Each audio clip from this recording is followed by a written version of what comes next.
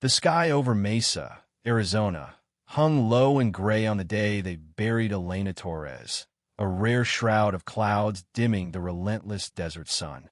The cemetery sat on the edge of town, a patch of brittle grass and weathered stone surrounded by saguaro cacti, standing like silent sentinels. Inside its iron gates, the air felt heavy, trapped, as if the world had paused to hold its breath. No birds sang. No wind stirred the dust. The silence wasn't serene, it was suffocating, the kind that pressed down on your chest and made every step feel like trespassing.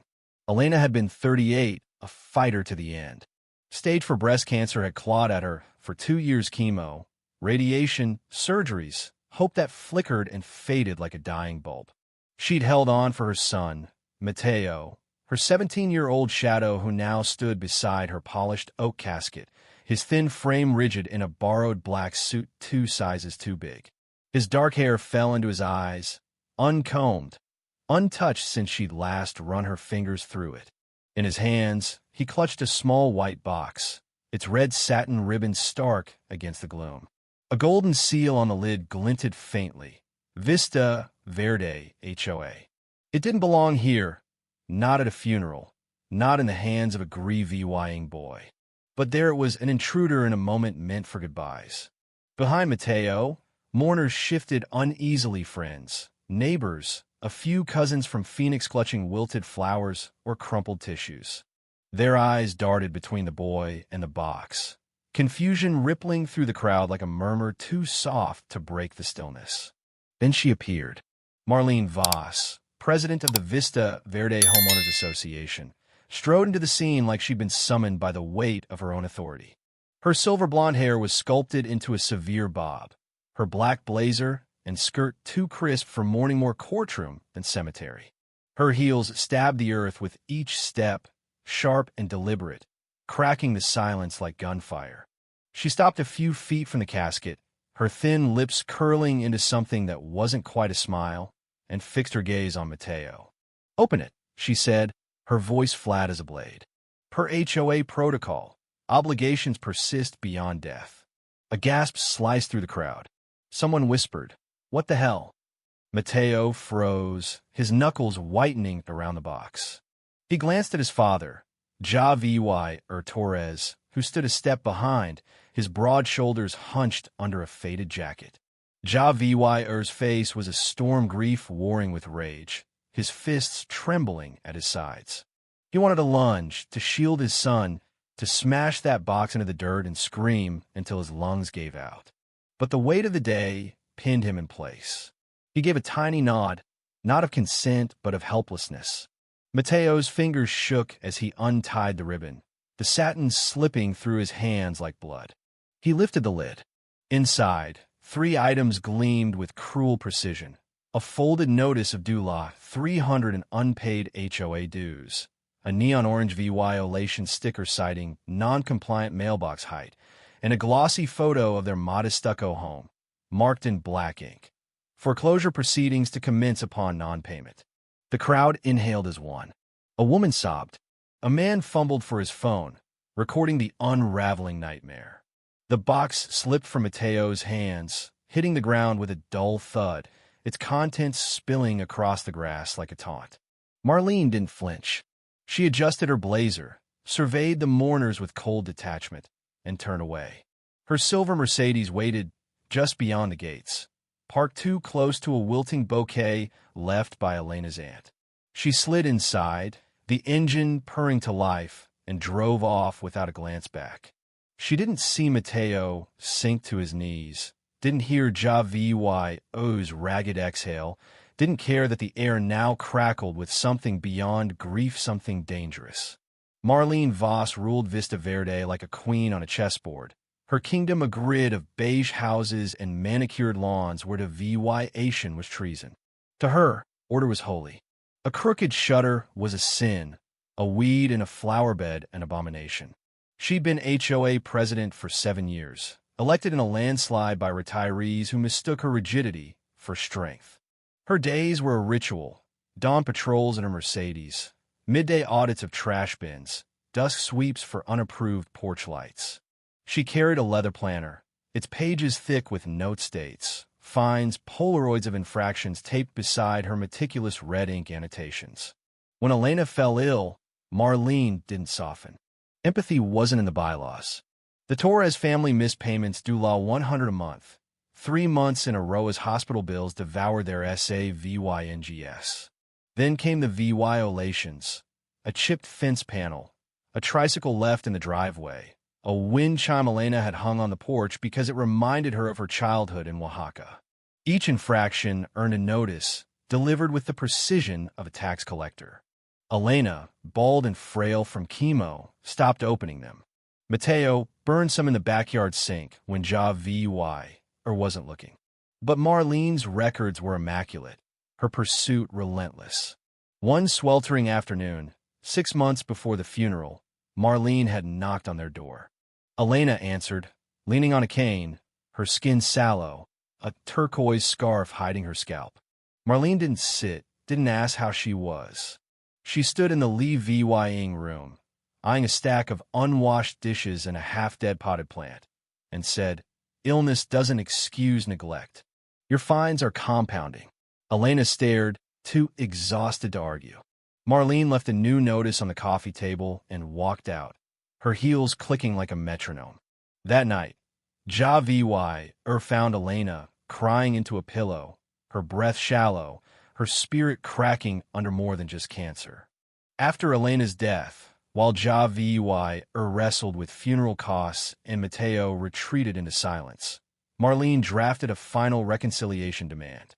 She filed it with the HOA board 18 hours after the death certificate was signed, tallying every unpaid dime, every petty violation, and wrapping it in that white box with the red ribbon. To her, it was justice. To the Torres family, it was a wound reopened before it could scab. The days after the funeral blurred into a fog of coffee and condolences barely registered.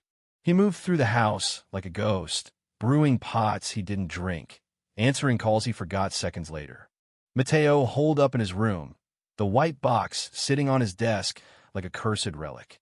He'd stare at it for hours, tracing the ribbon with his finger, trying to fathom why his mother's memory had been reduced to death. The house felt hollow without her laughter, her soft humming as she cooked pozole on Sundays. Grief was a thief, but Marlene had stolen something else: dignity.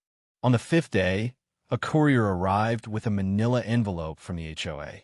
Tore it open, expecting another jab. Instead, it was a gut punch. Due law 300 in dues, due law 1,100 in administrative penalties for the funeral deemed an unauthorized gathering, and a notice of intent to place a lien on their home. He read it twice, then 3 times, the words blurring as his pulse hammered. He grabbed his keys and roared out of the driveway, the old Ford pickup rattling as he sped to the HOA office. The building was a squat, modern box with tinted windows and a sign proclaiming Vista Verde HOA, unity through standards. Stormed inside, past a receptionist who stammered, "Sir, you need an appointment." He didn't stop. Marlene sat in a glass-walled meeting room, typing on a sleek laptop, her nails clicking against the keys. She didn't look up as he burst in. "Are you kidding me?" Javier's voice was raw, jagged. "You're fining us for burying my wife." Marlene's eyes flicked up, cool and unyielding. "Mr. Torres, I know you're upset, but rules exist for a reason. Emotional exceptions undermine the system. The funeral disrupted community, decorum unapproved attendees, noise." "Noise?" Javier's laugh was bitter, broken. "She's dead, and you're worried about noise?" Marlene leaned back, folding her hands. "Death doesn't erase obligations. If we let everyone slide, where does it end? Standards keep this neighborhood valuable." Stared at her, at the plaque behind her presser ing excellence since 2001, and felt something snap. Not loud, not wild, but deep and permanent. He turned and left, the receptionist's apologies fading behind him. Outside, the sun beat down, indifferent as ever. He sat in his truck, hands gripping the wheel, and realized this wasn't just cruelty. It was a machine, and Marlene was its operator. That night, couldn't sleep. The house creaked around him, shadows stretching across the walls. Grief kept him awake, but now it shared space with something sharper purpose. He dragged his laptop to the kitchen table, the glow casting harsh lines on his face, and started digging. The HOA's website was a sterile maze of minutes and memos, but he waded through it. Fines had spiked in recent years, names recurring like a hit list. He switched to county records lawsuits, liens, foreclosures. Vista Verde HOA had filed 42 cases under Marlene's reign. Single parents, seniors, families drowning in medical debt. They weren't random. They were prey. He found a pattern. Homes lost to liens were auctioned off, then snapped up by an LLC called Cactus Bloom Properties. A deeper search revealed its owner, Kristen Voss, Marlene's younger sister. Javio's breath caught. It wasn't enforcement. It was a hustle. Marlene fined people into ruin, forced foreclosures, and funneled the properties to her family at bargain prices. The Torres home was just the latest target. By 4 a.m., his screen was a web of evidence screenshots, deeds, court filings, a map linking every transaction. He named the folder Voss conspiracy and hesitated. A lawyer might help, but courts were slow, and Marlene thrived in the shadows. He needed fire, not paper. He opened his email and typed a message to Dana Reese, a journalist whose podcast Beneath the Sun had toppled corrupt officials across the Southwest.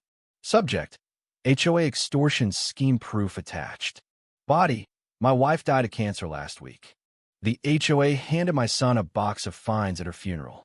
I've uncovered a racket targeted fines, forced foreclosures, properties flipped to the president's sister. EVY Denke attached. Please help.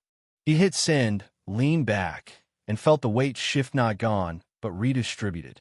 He wasn't just a widower anymore. He was a threat. For days later, the story broke.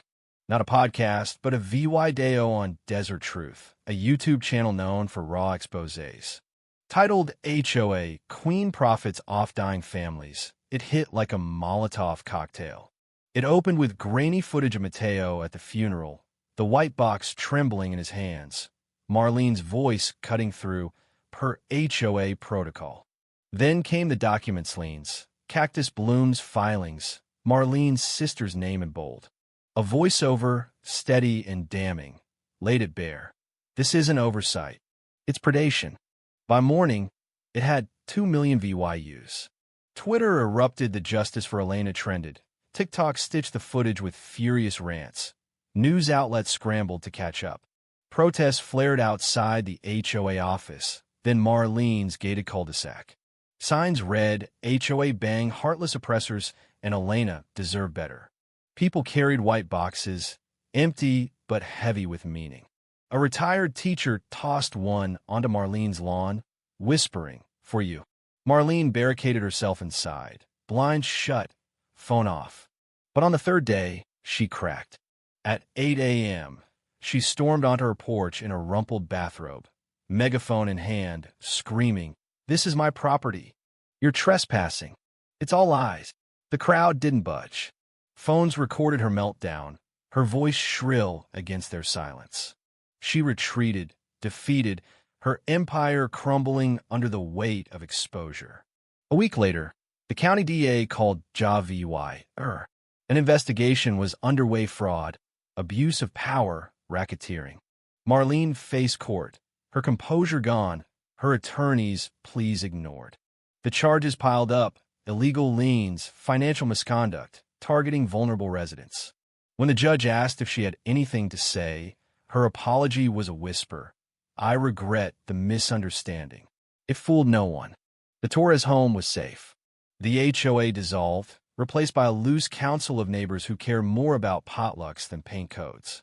Mateo went back to school, quieter but steadier, sketching in notebooks where he once doodled Elena's face. JAVY built a bench in the backyard, a simple thing under an acacia tree, with a plaque, "Elena Torres loved beyond rules." The grass grew wild, and no one complained. The neighborhood healed, slowly, its scars a reminder of what they'd served VY Ved. Marlene's house sat empty, a for sale sign tilting in the wind. Her name lingered, not as a ruler, but as a lesson whispered to kids over lemonade, a tale of power undone by the people it tried to break. In the Torres home, life flickered on, fragile but fierce, like a flame refusing to gutter out. If you were the one in this story, how would you react? Would you stand up and fight back, or accept the unreasonable pressure and control from the HOA? Share your thoughts in the comments below. And don't forget to subscribe, like, and share this video with more people. Your small action gives us the motivation to keep bringing you more intense and engaging stories. Thanks for watching, and we'll see you in the next video.